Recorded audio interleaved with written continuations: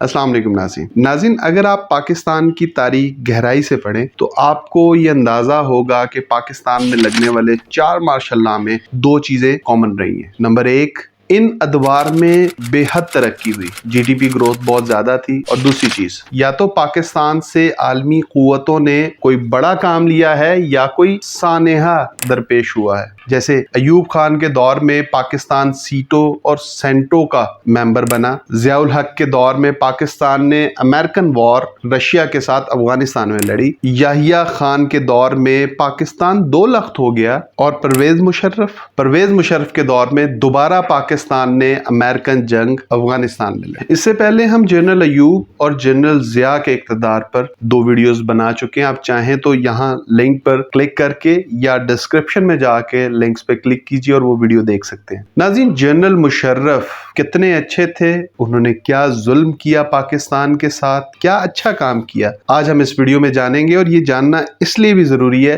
कि किसने हमारी नस्लों पर जुल्म किया और किसने इन पर एहसान किया। तामीन, जनरल मुशर्रफ के इक़्तिदार को हम 4 हिस्सों में डिस्कस कर सकते हैं। नंबर 1, कारगिल की जंग। नंबर 2, इक़्तिदार पर कब्जा, अमेरिकन अफगान जंग। और आखिर में मुशर्रफ ने ओवरऑल पाकिस्तान के साथ क्या किया। सामीन, कारगिल की जंग शायद तारीख की पहली जंग थी जिसमें मुल्क का प्राइम मिनिस्टर ये अलल ऐलान बयान देता है कि मुझे तो इस जंग के बारे में इल्म ही नहीं है, जबकि जनरल मुशर्रफ ये कहते हैं कि तमाम मामले पर नवाज शरीफ को ब्रीफिंग दी गई थी। और नवाज शरीफ का मौक़िफ़ ये है कि मुझे तो जंग का वाजपेयी की गुस्से से भरी कॉल के बाद पता चला था। लेकिन हकीकत ये है कि जनरल मुशर्रफ नवाज शरीफ को एतमाद में लिए बगैर, बताए बगैर फौजी LOC के पार भेज चुके थे, यानी इंडियन सरजमीन पर। और दूसरी तरफ नवाज शरीफ ये जाने बगैर कि उनके फौजी ऑलरेडी LOC के पार जा चुके हैं, वो इस मंसूबे की ब्रीफिंग लेकर इजाजत दे चुके थे कि हमें ये हमला या ये अटैक करना चाहिए।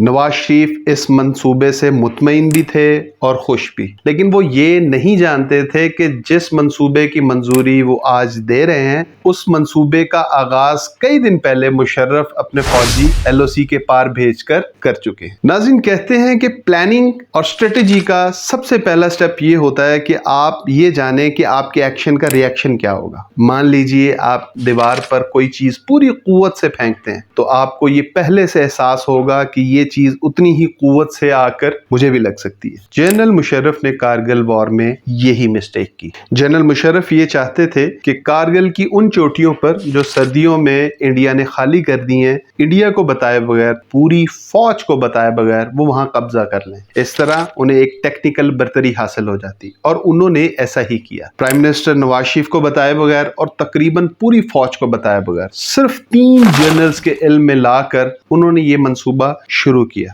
और पाकिस्तान ने उन तमाम चोटियों पर जो कारगिल में मौजूद हैं वहां पर कब्जा कर लिया। और इस तरह पाकिस्तान को मुशर्रफ के मंसूबे के मुताबिक एक तारीखी बर्तरी हासिल हो गई। बाद में इंडियन आर्मी भरपूर कोशिश करने के बावजूद और अपनी पूरी ताकत झोंक देने के बावजूद उन चोटियों को ना तो आजाद करवा सकी ना उन पे कब्जा कर सकी। ये परवेज मुशर्रफ के मंसूबे की इब्तदाई फतह थी। लेकिन जैसे मैंने अर्ज किया, वो इस सारे मंसूबे के रिएक्शन से बेखबर थे। पाकिस्तान के तमाम दोस्त मुमालिक जिनके इल्म में जब ये आया कि पाकिस्तान ने कारगिल की चोटियों पर कब्जा कर लिया है तो उनकी तरफ से शदीद रद्द-ए-अमल आया। अमेरिका, रशिया, चाइना, सऊदी अरब सब ने ही इस चीज की मुखालफत की और भारतीय मौक़िफ़ का साथ दिया। भारत ने ये कहा कि ये मुआहिदा शिमला के बिल्कुल खिलाफ है।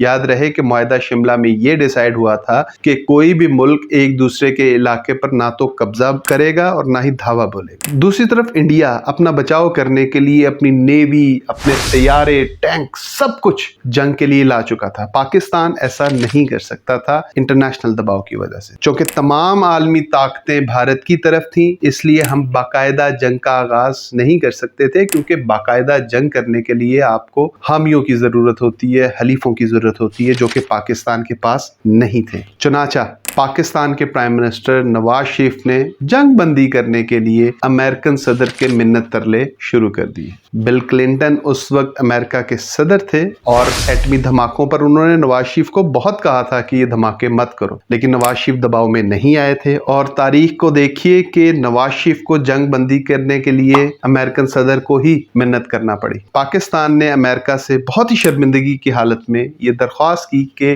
جنگ کو بند کیا جائے۔ پاکستان کو وہ جنگ جو پاکستان اپنی جنگی برتری کی وجہ سے جیت رہا تھا، لیکن انٹرنیشنل دوستوں کا ساتھ نہ ہونے کی وجہ سے واپس آنا پڑا، اور واپسی پر پاکستان کا انتہائی شدید جانی نقصان ہوا۔ یہاں پر یہ بات قابل ذکر ہے کہ پاکستانی فوجی انتہائی بہادری اور پروفیشنل انداز میں لڑے، لیکن واپسی پر ان کا شدید جانی نقصان ہوا، اور انڈین فوج نے اس کا بھرپور فائدہ بھی اٹھایا۔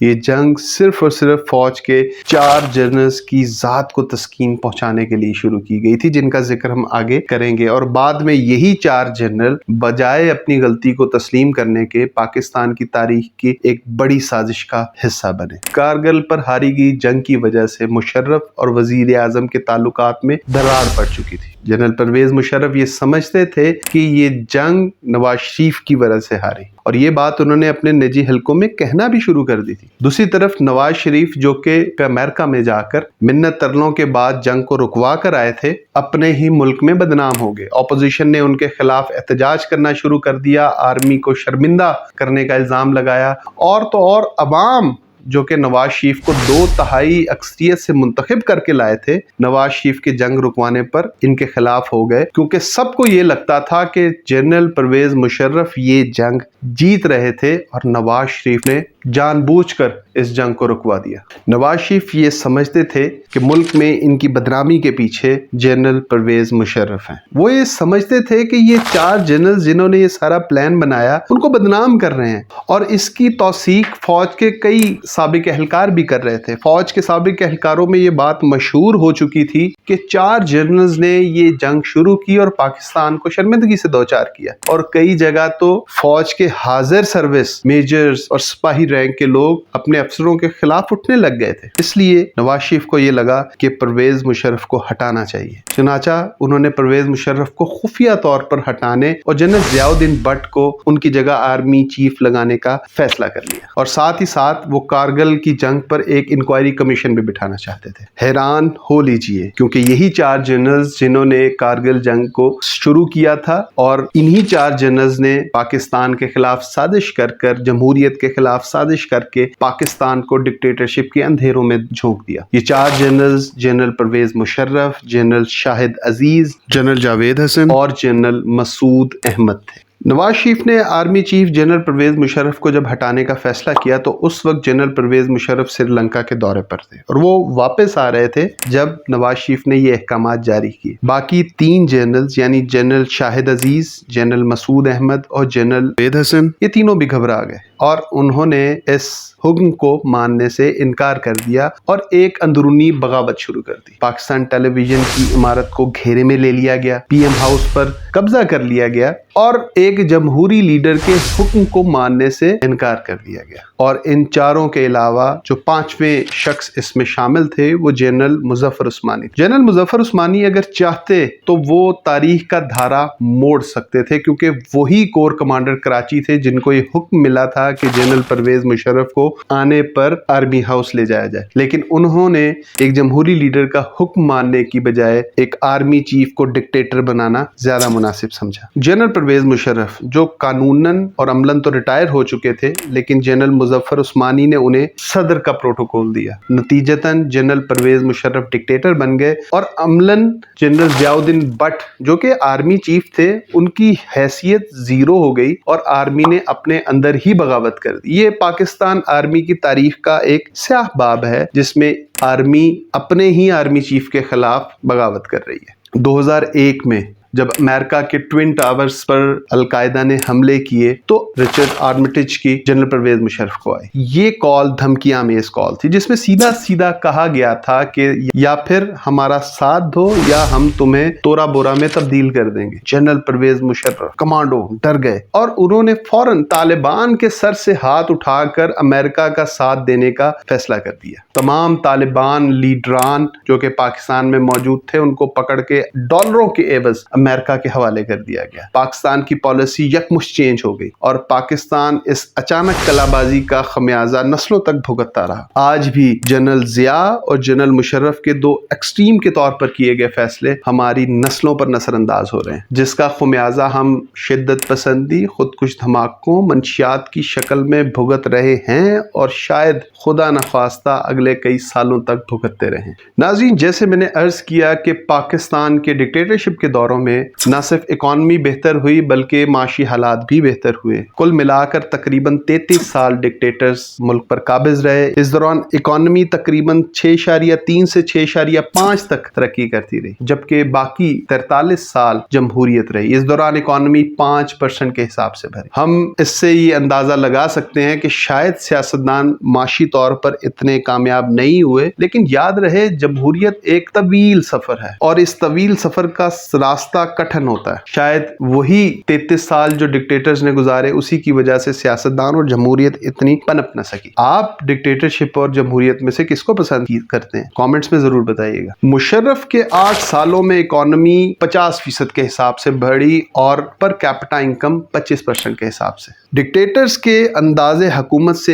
ایک اعتراض ہے کہ یہ ڈیولپمنٹ خود کفالت نہیں دیتی بلکہ یہ باہر سے آنے والے پیسے سے ہی ڈیولپ ہو پاتی ہے. یہی مشرف دور میں بھی رہا اور اسی طرح ایوب خان کے دور میں بھی اور ضیاء دور میں بھی. ہم مشرف کے دور میں بھی بنا کچھ نہیں رہے تھے، سارا پیسہ باہر سے آ رہا تھا. ان میں جتنی بھی معاشی گروتھ ہوتی ہے وہ مصنوعی ہوتی ہے. جتنا پیسہ باہر سے آتا ہے وہ ہمیں پھلنے پھولنے میں مدد تو دیتا ہے، لیکن جب تک لوکل انڈسٹری اور گورنمنٹ کو نہ چلایا جائے اس وقت تک پاکستان پراپر ترقی نہیں کر سکتا. فورن ایڈ یا فورن پیسہ آنے سے ملک تو بہتر ہو گیا لیکن انڈسٹری اپنے پاؤں پر کھڑی نہ ہو سکی. دوسرا، نواز شریف کے دھماکوں کی وجہ سے پاکستان پہ بے شمار پابندیاں لگ چکی. پاکستان کو ورلڈ بینک، IMF اور تمام مالیاتی ادارے پیسہ نہیں دے رہے تھے اور حالت کافی خراب تھی. جب مشرف نے امریکہ کا ساتھ دینے کا فیصلہ کیا تو ملک کی اکانومی اس لیے بھی بڑھی کیونکہ فورن ایڈز، قرضے دوبارہ سے چالو ہو گئے. ہاں، البتہ پاکستان میں مشرف دور میں انویسٹمنٹ زیادہ ہونے لگی. پاکستان میں پیسے کی ریل پیل بھی ہوئی، لیکن جیسے میں نے عرض کیا یہ پیسہ پاکستانیوں کا پیسہ نہیں تھا، یہ باہر کا پیسہ تھا. تو یہ جتنی پالیسیز تھیں وہ شارٹ ٹرم تھیں نہ کہ لانگ ٹرم. البتہ مشرف صاحب کا پاکستان پہ اور پاکستانیوں پہ جو سب سے بڑا احسان ہے وہ ہے میڈیا چینلز کو لائسنس دینا. آج میڈیا اتنی روانی سے بول پاتا ہے، یہ مشرف صاحب کا یہ احسان ہے. دوسرا، مشرف صاحب نے ضیاء کے گھٹن زدہ انوائرمنٹ سے پاکستانیوں کو نکالا. جس تنگ نظری اور شدت پسندی کی طرف پاکستانیوں کے ذہن مائل ہو چکے تھے مشرف نے ان کو نکالا، لیکن اس کی وجہ کو پاکستانیوں کی تربیت نہیں تھی بلکہ ساتھ دینا طالبان کے خلاف اصل وجہ تھی.